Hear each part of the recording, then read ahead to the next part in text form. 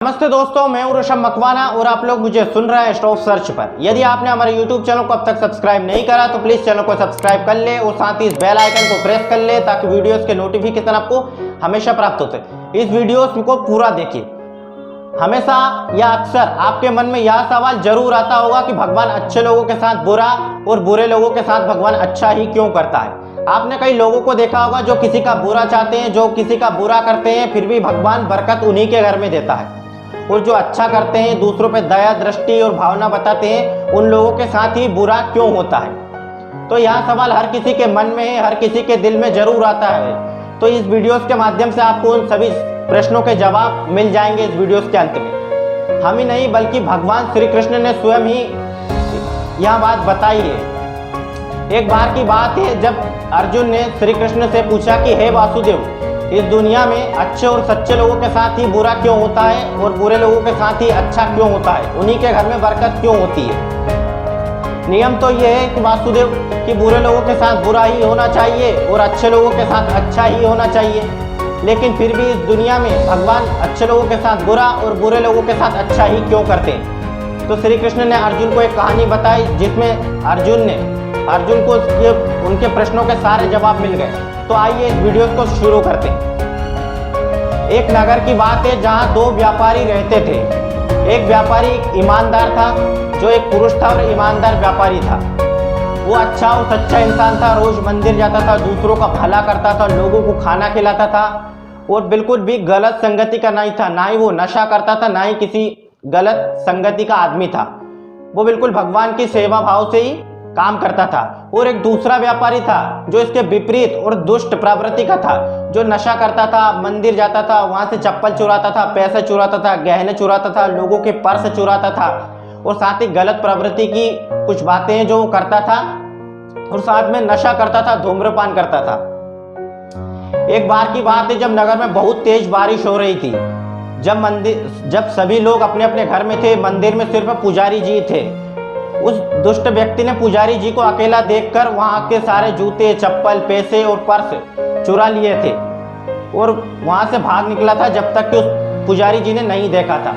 चोरी करने के बाद वो भला व्यापारी मंदिर में दर्शन करने के लिए आया तो लोगों ने उस पर इल्जाम लगा दिया गया वो भला व्यापारी के ऊपर कि इस व्यक्ति ने चोरी की, और सभी लोगों ने मिलकर उस व्यापारी को भला और बुरा सुनाया। वहां से भला व्यापारी दर्शन किए बिना ही वहां से वापिस लौट गया नाराज होकर।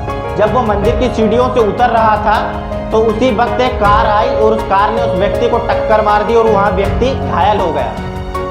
फिर वो व्यक्ति अस्पताल गया, वहाँ से ठीक ठाक होकर जब वो वापस आ रहा था अस्पताल से, तब दूसरा व्यक्ति उधर से आ रहा था और वो बहुत खुश था। ऐसा कि पहले मानो खुश नहीं हुआ था, वो अपने आप में कह रहा था कि भाई आज तो मौज कर दी, आज तो बहुत खुश हुआ कि आज इतने दिनों बाद इतना सारा धन हाथ में लगा है, आज तो मैं बहुत खुश हूँ, आज बहुत बड़ा हाथ मारा है मैंने। उस साथ में उस भले व्यापारी ने वो बातें सुनकर नाराज हुआ और भला व्यापारी घर जाकर नाराज हुआ और घर की सारी भगवानों की तस्वीरें उसने उतार कर रख दी और साथ ही भगवान से नाराज होकर उसने जीवन बिताना शुरू कर दिया। कुछ समय बाद दोनों ही व्यक्ति की मृत्यु हो गई। दोनों व्यक्ति यमराज जी के सामने गए, यमराज जी के सामने लाइन लगी और यमराज जी के सामने बैठे।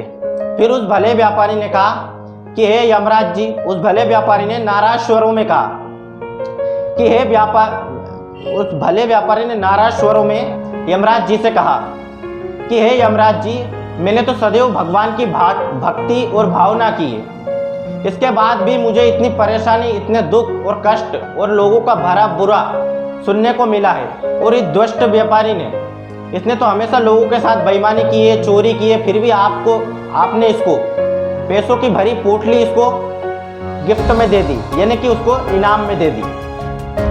फिर यमराज ने कहा कि जिस दिन तुम्हें वो कार ने टक्कर मारी वो दिन तुम्हारा आखिरी दिन था, लेकिन तुम्हारे कर्म अच्छे थे इसलिए वो एक छोटी सी घटना थी और तुम्हारी मृत्यु हो गई थी। और इस दुष्ट और पापी इंसान की कुंडली में एक राजयोग लिखा था जो कि इसके कर्मों की वजह से उसे नहीं मिल पाया, क्योंकि ये चोरी करता था, दूसरों को गलत करता था, इसलिए उसके कर्मों की वजह से इसको राजयोग नहीं मिल पाया। यहाँ एक चोरी की पोटली में ही खुश रहा था।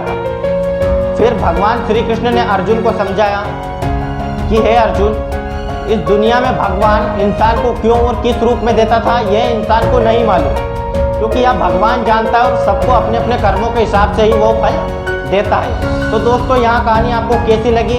आप भी अपना कर्म निभाते रहिए, अच्छे कर्म करते रहिए, आपको भी भगवान फल देगा और इस जन्म का फल आपको इस जन्म में ही मिलेगा। अगले वीडियो में फिर मिलते हैं, तब तक के लिए धन्यवाद। हमारी नई लर्निंग सीरीज देखते रहिए। हारोगे नहीं तो सीखोगे कैसे, और सीखोगे नहीं तो जीतोगे कैसे। साथ ही इस YouTube चैनल पर आप नए आए हो तो चैनल को सब्सक्राइब कर ले और साथ ही इस वीडियो को लाइक, शेयर एंड कमेंट जरूर करें। साथ ही इस लोगों को ज़्यादा से ज़्यादा लोगों तक पहुंचाए, ताकि लोगों के मन में जरूर आता हो कि भगवान अच्छे लोगों के साथ बुरा और बुरे लोगों के साथ अच्छा ही क्यों करता है। अगले वीडियो में फिर मिलते हैं, तब तक के लिए धन्यवाद।